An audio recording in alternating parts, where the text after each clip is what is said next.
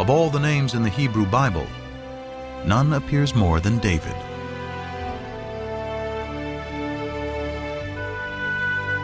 Scriptures say David creates a kingdom that stretches from Egypt to Mesopotamia.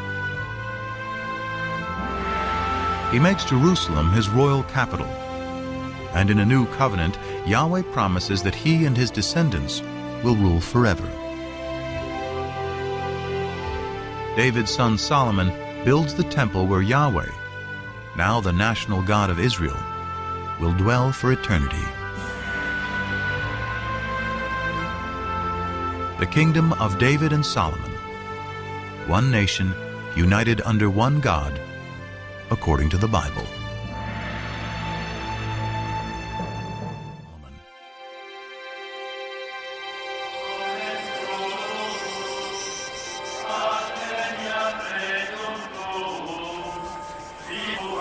For over 100 years, archaeologists have searched Jerusalem for evidence of the kingdom of David.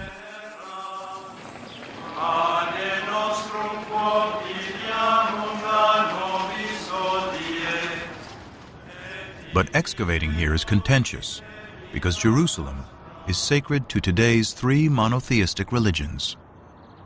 For Christians, Jesus comes in his final week to worship at the Jerusalem temple. He's crucified, he's buried, he's resurrected in the city of Jerusalem.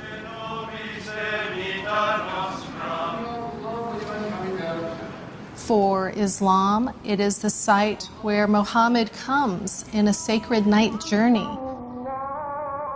And today, the Dome of the Rock marks that spot. In Judaism, the stories of the Hebrew Bible of Solomon, of David, of the temples of Jerusalem, all of these take place, of course, in Jerusalem. So Jerusalem is a symbol of sacred space today, important for all three traditions. Despite the difficulties, Israeli archaeologist Eilat Mazar went digging in the most ancient part of Jerusalem, today called the City of David.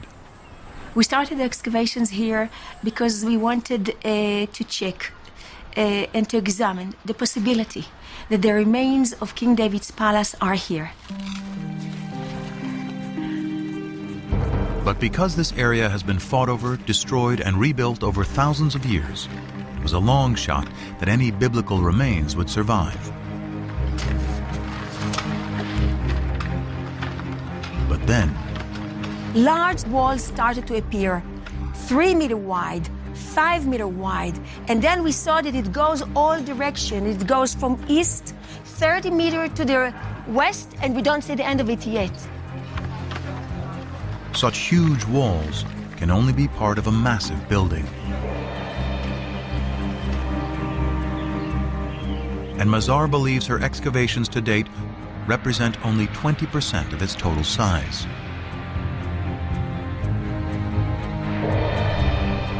Such a huge structure shows centralization and capability of construction. It can be only royal structure. This huge complex may be evidence of a kingdom. But is it David's kingdom?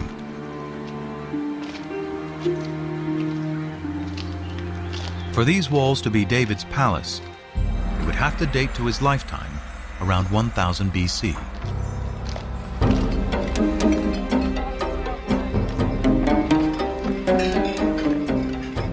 The problem is stone walls can never be dated on their own.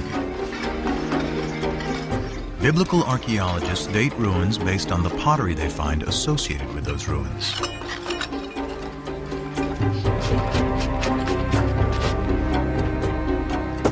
Pottery dating is based on two ideas. Pottery styles evolve uniformly over time. And the further down you dig, the further back in time you go. If pottery style A comes from the lowest stratum, then it is earlier than pottery style B that comes from the stratum above it. By analyzing pottery from well-stratified sites, excavators are able to create what they call a relative chronology. But this chronology is floating in time without any fixed dates.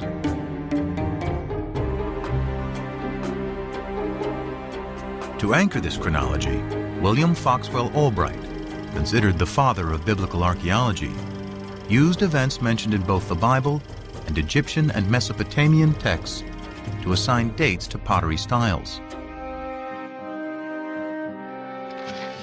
Albright's chronology, slightly modified, is what Mazar uses to date her massive building, and what most archaeologists use today. What we found is a typical 10th century pottery, meaning bowls with hand burnish. You can see from inside, together with an import, a beautiful black on red juglet. What is so important that this is a 10th century typical juglet. So has Mazar discovered the Palace of David? She adds up the evidence. The building is huge. It is located in a prominent place in the oldest part of Jerusalem. And the pottery, according to Albright's chronology, dates to the 10th century BC, the time of David.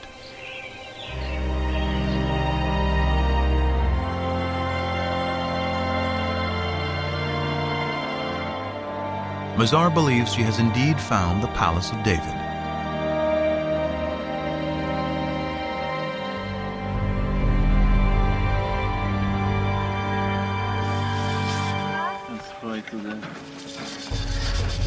But that evidence, and indeed the kingdom itself, rest on the dates associated with fragments of pottery. And some critics argue the system for dating that pottery relies too heavily on the Bible. Archaeologists in the past did not rely too heavily on the Bible. They relied only on the Bible. We have a problem in dating. How do you date in archaeology? You need an anchor from outside. Today, there is a more scientific method to anchor pottery to firm dates: radiocarbon dating. It is a specialty of Elisabetta Boretto of the Weizmann Institute. The first step is, of course, in the field, which relates the sample, the material like olive pits or seeds or charcoal to the archaeological context. If an olive seed is found at the same layer as a piece of pottery, the carbon in the seed can be used to date the pottery. When the seed dies, its radioactive carbon-14 decays at a consistent rate over time.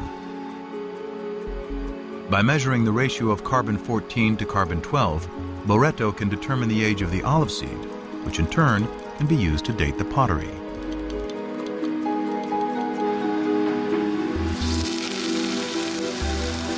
Boretto has meticulously collected and analyzed hundreds of samples from over 20 sites throughout Israel. Her carbon samples date the pottery that Albright and most archaeologists associate with the time of David and Solomon to around 75 years later.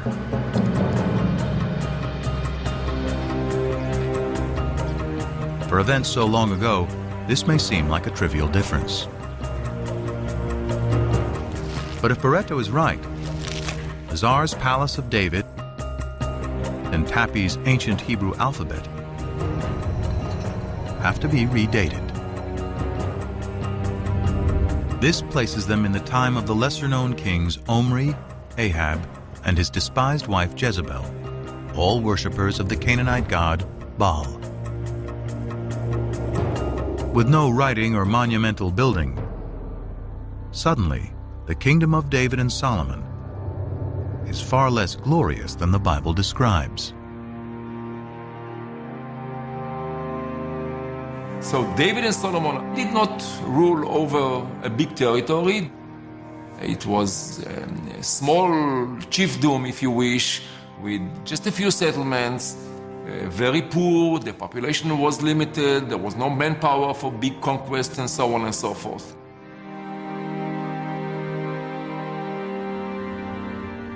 This would make David a petty warlord ruling over a chiefdom, and his royal capital, Jerusalem, nothing more than a cow.